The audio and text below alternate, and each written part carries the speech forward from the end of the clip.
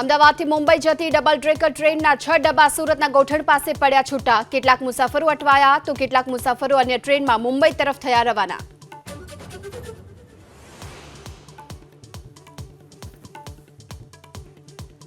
આઝાદીના 78મા પર્વ નિમિત્તે પ્રધાનમંત્રી મોદીએ લાલ કિલ્લાથી 11મી વખત લહેરાવ્યો તિરંગો. બોલ્યા 140 કરોડ દેશવાસીઓનો સંકલ્પ 2047 સુધીમાં વિકસિત ભારત.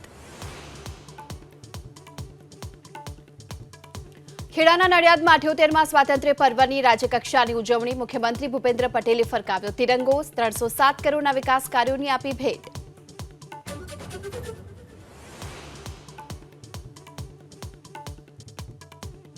નર્મદા ડેમની જળસપાટીમાં સામાન્ય ઘટાડો. ઉપરવાસમાંથી 1,16,000 ક્યુસેક પાણીની આવક સામે 1,16,000 ક્યુસેક પાણી નદીમાં છોડાયું.